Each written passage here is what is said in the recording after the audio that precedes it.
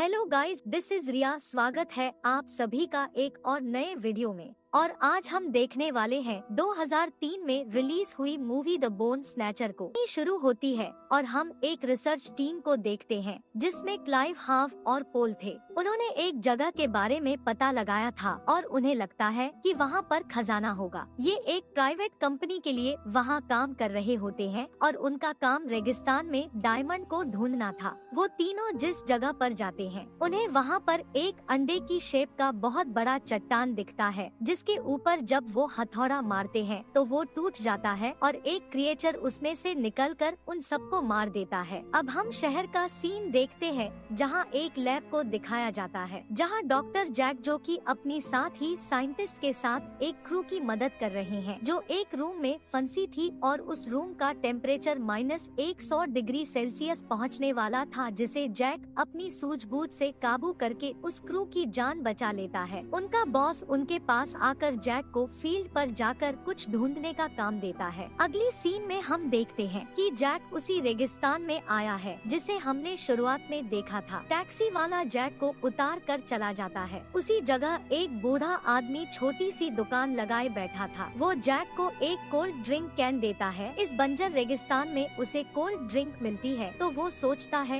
कि उसकी किस्मत बहुत अच्छी है। अब उसकी किस्मत का फैसला तो मूवी की कहानी ही करेगी। अब उसे वहाँ पर रिसीव करने एक खड़ूस कमांडर काल आता है और उसे अपनी कंपनी के बेस पर ले जाता है। बेस रिसेप्शन पर उसे मिकी के साथ जॉन मिलता है। मिकी जैक का पासपोर्ट देख उसके सामान की चेकिंग करती है, जिसमें उसे जैक का एक मशीन चार्ली मिलता है जो कि एक तरह का ट्रैकर था और वो चीज 2000 फीट नीचे तक के पानी का पता लगा सकता था। चेकिंग के दौरान कार्ड के साथ उनका एक साथी टाइट हिस भी एक मरे हुए सांप के साथ आता है। अब जैक की एंट्री के लिए मिकी एक डायरी ढूंढती है जिसे जॉन ने कहाँ पर रखा है, आप देख भी सकते हो। उसकी बदतमीजी के लिए जैक जॉन को मारकर बेहोश कर देता है और मिकी उस डायरी को लेकर वहाँ से निकल जाती है। थोड़ी देर बाद जैक आर्मी की एक ट्रक से उस टीम की तलाश में निकल जाते हैं जो शुरुआत में डायमंड की खोज में निकले थे। उनके ट्रक के ऊपर बहुत सारा लिक्विड फ्यूल था क्योंकि उन्हें 1000 किलोमीटर भी भटकना पड़ सकता है। अब हम यहाँ पर दो नए कैटेका मैगडा और कच से मिलते हैं जो कि इस ट्रक के ड्राइवर थे। निकलने से पहले ही टाइटन्स को एक बूढ़ा आदमी उसे एक हड्डी का लॉकेट देता है जिस पर एक क्रीपी स्केल का डिजाइन था। अब इनका सफर शुरू होता है और हम देख पाते हैं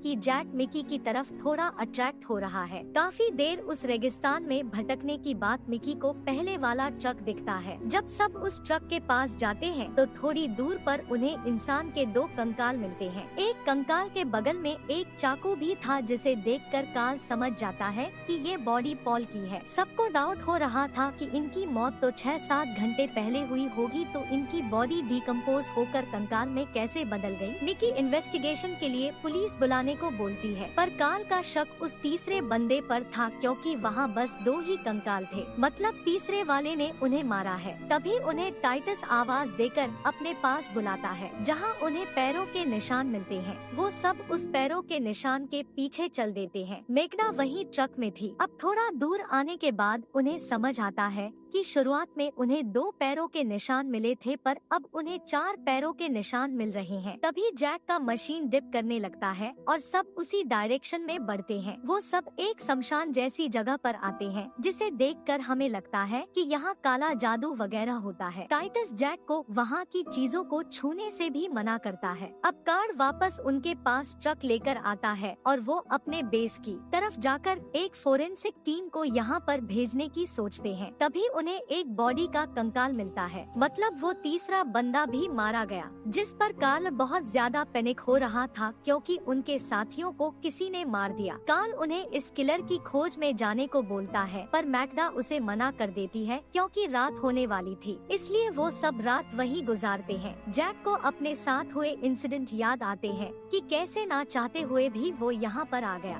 पर इन सब में एक चीज उनसे साथ अच्छी हुई कि वो मिकी से मिला। अब वो रेत पर स्केटिंग करता है जिसे मिकी देख रही थी। अब मिकी उसके मशीन को उसके के पास लाती है क्योंकि वो बहुत देर से बीप कर रहा था, जिसका मतलब वो क्रिएचर इनके पास ही है। पर मिकी और जैक अपने बीच की बॉन्डिंग बनाने में लगे हुए थे। वो दूसरे से फ्लर्ट करते हुए थोड़ी देर बाद वो एक दूसरे के बारे में कुछ बातें जान लेते हैं। तो मिकी ट्रक में सोने चली जाती है, पर जैक वहीं बाहर रेत पर लेटा रहता है। तभी उसका मशीन जोर जोर से विप करने लगता है और जैक जब अपने अगल बगल देखता है तो उससे कुछ भी नहीं दिखता। तभी वो क्रिएचर उसके सामने आ जाता है, जिसे देखकर जैक चिल्लाते हुए ट्रक के पास जाकर कॉल को उठाता है। कॉल टॉर्च जलाकर जब बाहर देखता है तो उसे कुछ नहीं दिखाई देता। वो जैक को समझता है कि तुम अफ्रीका में हो तो उसने कोई जानवर देखा होगा। तभी मिकी आकर उन्हें बताती है कि उनके साथियों के कंकाल गायब है। कॉल को लग रहा था कि इसके पीछे जैक का हाथ है, पर जैक उस पर गुस्सा होकर बोलता है कि तुम्हें भी पता है यहाँ कुछ सुपर नेचुरल हो रहा है, मैं उन हड्डियों का क्या करूँगा। फिर टाइटस उन्हें क्रू के बारे में बताता है, जो कि एक रानी है और वो अपनी प्रजाति की पहली और आखिरी जीव है जो कि डायनासोरस के पहले से ही है और वो दूसरे जीवों पर आश्रित है। वो अपनी शिकार की सिर्फ हड्डियों ही छोड़ती है। ये सब बातें काल को बकवास लगती है। थोड़ी देर बाद कट्स और जैक को वापस मशीन से बीप करने की आवाजें आती है तो कॉल मैकडा को ट्रक को उसी डायरेक्शन में ले जाने को बोलता है, पर मैकडा उसे सुबह होने का इंतजार करने को बोलती है। सुबह होते ही वो सब उस किलर के पैरों के निशान का पीछा करते हुए आगे बढ़ते हैं।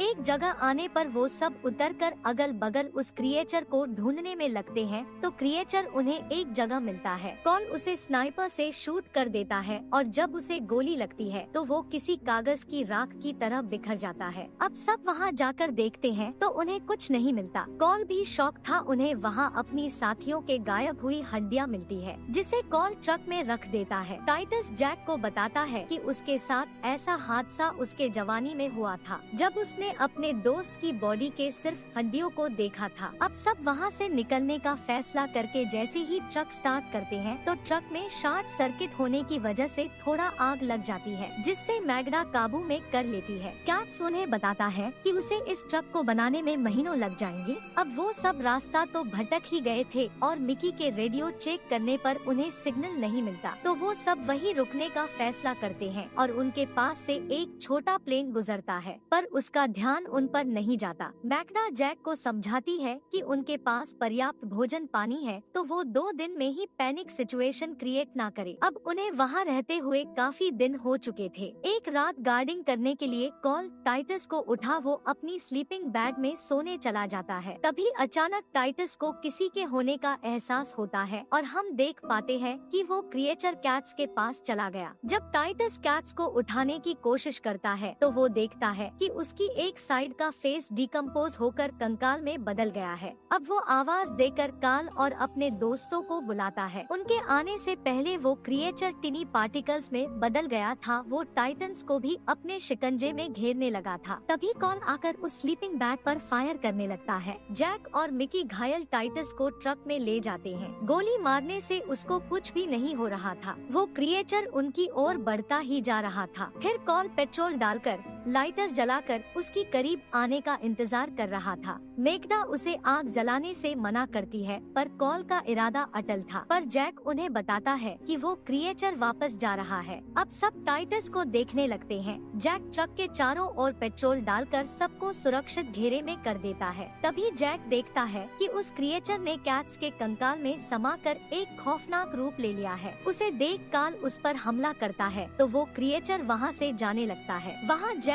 और काल में झड़प होने लगती है, क्योंकि जैक कॉल को गोली मारने से रोक रहा था। मिकी उन्हें रोककर समझाती है कि हमें आपस में नहीं लड़ना है। अब सब प्लान बनाते हैं कि वो पैदल ही अपने बेस में जाकर मदद लाएंगे और मैगडा टाइटस के साथ वहीं ट्रक में रहेगी। सुबह काल, मिकी और जैक तीनों पैदल ही रेगिस्तान में बढ़ रहे थे। बहुत देर चलने के बाद उन्हें उनकी और एक रेतीला तूफान आते हुए दिखता है, जिसमें वो सब फंस जाते हैं। तूफान जाने के बाद वो सब दोबारा उठकर अपना सामान देखते हैं, जिसमें जैक का मशीन टूट गया था और उन्होंने अपने साथ एक पेट्रोल के बॉक्स भी लिया था, जिसका ज्यादातर पेट्रोल रेत में ही गिर गया था। चलते चलते रात हो जाती है और वो एक जगह रुकने का फैसला करके अपने चारों ओर पेट्रोल डालकर घेरा बना लेते हैं। तीनों एक दूसरे का हाथ पकड़े बैठे थे, तभी वो क्रिएचर वहाँ पर आता है। घेरे की वजह से वो उनके पास तो नहीं आ पाता, तो वो वहाँ से चला जाता है। सुबह उन्हें रेडियो पर किसी की आवाज सुनाई देती है। इधर उधर ढूंढने पर उन्हें अपनी पुराने दोस्तों का वही ट्रक मिलता है, जिसे लेकर वो शुरुआत में उस अंडे के पास आए थे। तो सबसे पहले वो अपने लिए मदद बुलाते हैं और फिर सब जैक के पीछे उस अंडे में सावधानी से घुस जाते हैं। अंदर जाने पर जैक समझाता है कि ये जगह उसी क्वीन क्रिएचर की है और ये चींटियों की प्रजाति का विकसित रूप है। अब उनका साथी जॉन ऊपर आ गया था और वो पहले आए हुए लोगों की डेड बॉडी को देखता है। इधर तीनों समझ गए थे कि टाइटस की बातें सही थी। इधर जॉन उन्हें बुलाकर गन पॉइंट पर उनके बाकी साथियों के बारे में पूछता है, तो वो उसे सच्चाई बताते हैं। पर जॉन को लग रहा था कि उन्होंने डायमंड चुराकर अपने साथियों को मार दिया है, इसलिए वो उन्हें हथकड़ी पहनाकर उन सबको अपनी जीप पर बिठाकर कैंप की ओर बढ़ता है। वो तीनों समझ गए थे कि क्रिएचर पूरी दुनिया को बर्बाद करने की क्षमता रखता है, इसलिए अगर उन्होंने अभी उसे नहीं रोका तो बाद में रोकना इम्पॉसिबल होगा। इसलिए कार्ल पीछे की विंडो को लात मारकर उसे तोड़कर जॉन पर हमला करके उसे बेहोश कर देता है और उसे हथकड़ी डालकर जीप के पीछे बैठाकर सब एक माइन की ओर जाते हैं, क्योंकि वो समझ गए थे कि क्रिएचर अपनी एक कॉलोनी बसाना चाहता है। वो सब उस माइन के पास आते हैं। उनके पास एक लिक्विड एक्सप्लोसिव था, जिसे कॉल अपने पास रखकर जॉन को वहीं जीप पर छोड़कर माइन के अंदर सावधानी से आता है। उन्हें वहाँ कुछ नहीं दिख रहा होता है, तो जैक को वहाँ एक पुराना जनरेटर मिलता है,